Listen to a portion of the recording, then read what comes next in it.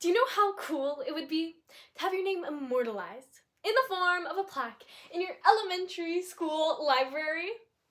Well, in fourth grade, my school held a reading competition with the prize being exactly that. Of course, I saw this as basically joining the Hall of Fame, so I knew that I had to win. I mean, I always had a book at my side, whether that was bringing it out to dinner or sadly placing a bookmark in after being caught reading past my bedtime. In my quest to glory, I read The Maze Runner, and from that point on, dystopian fiction was by far my favorite genre. And I'm not alone. Dystopian fiction is extremely popular right now.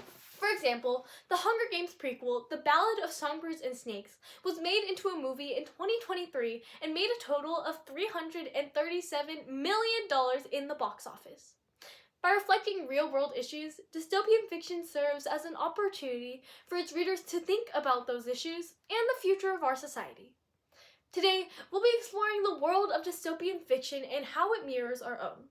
So first, let's step into this new world and find out about the origins of this influential genre. Then, we'll read between the lines and find how similar it may be to real life, before finally closing the book and seeing dystopian fiction's implications on our society.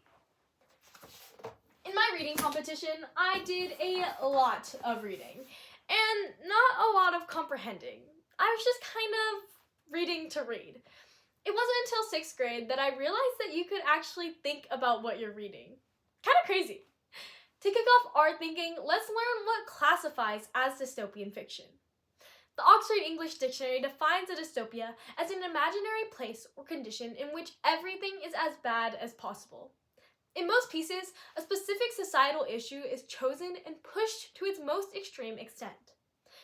Dystopian fiction includes books, movies, and TV shows such as WALL-E and The Handmaid's Tale.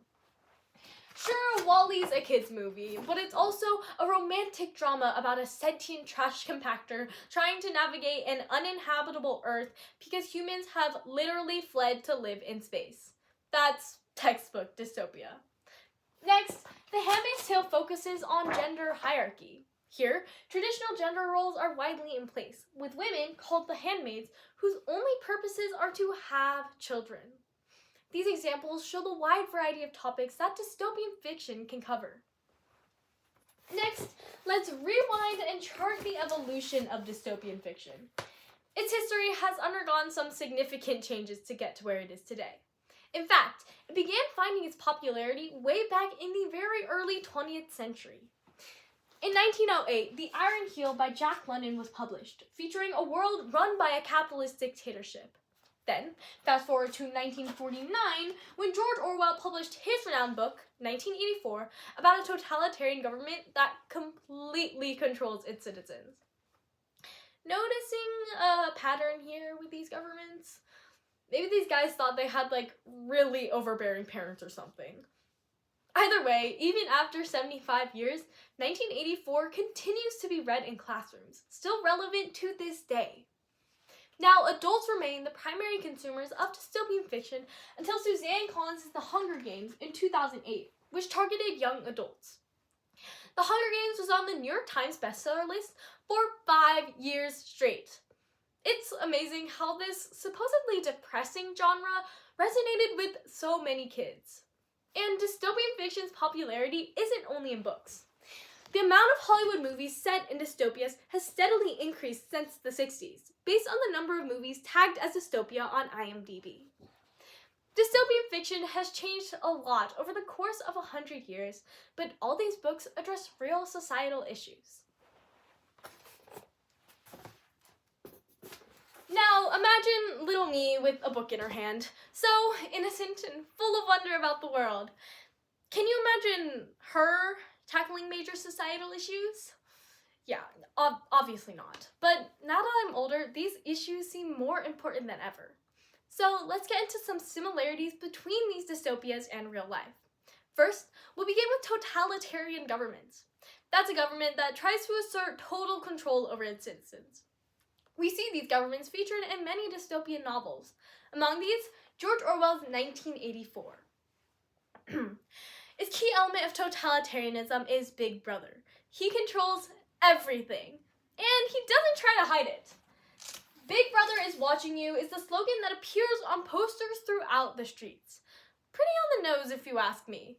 But there's constant surveillance everywhere to keep citizens under control.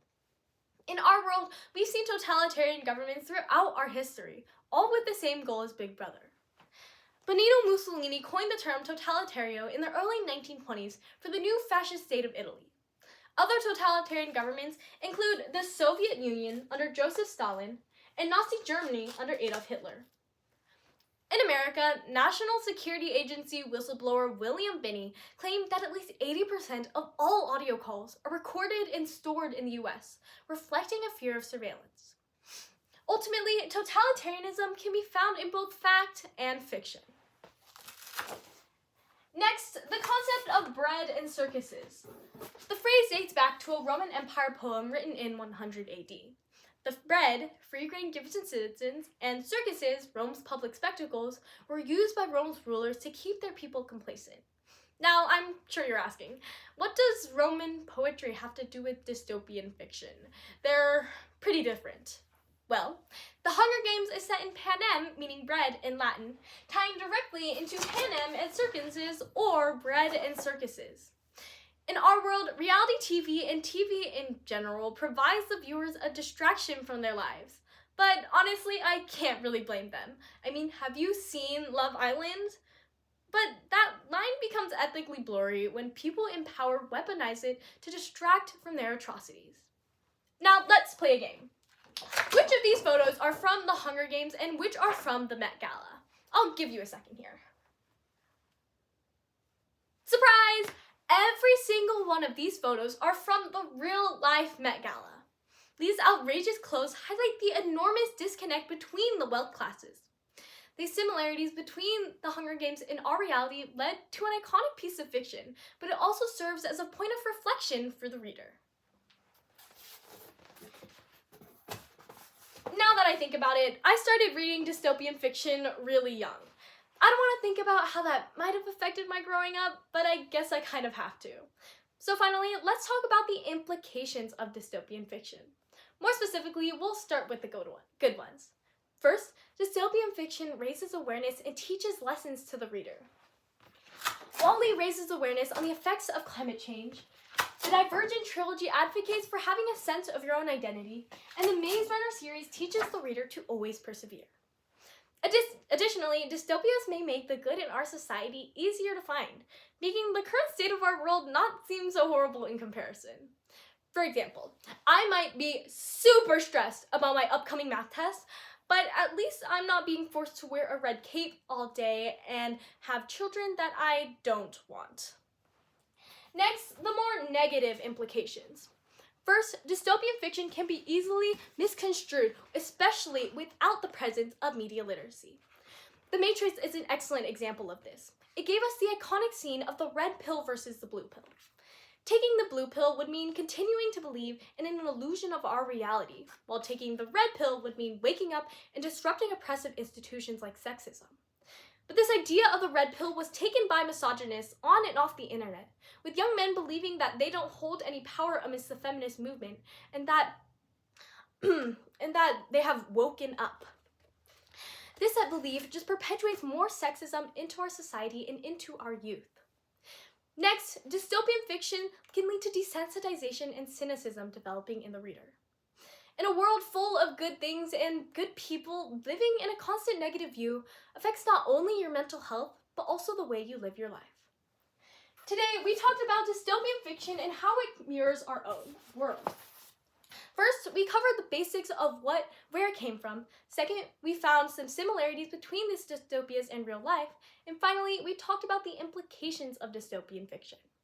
Now, if you're wondering whether or not I won my reading competition, the answer is no. Disappointing, I know. Imagine how I felt. But what's more important to me now is the knowledge that I've gained through these books. I mean, the journey's the destination, right? Suzanne Collins has announced that she's writing another Hunger Games book called Sunrise on the Reaping, which just leads me to ask, what's going on in our world now for her to write another book? Thank you.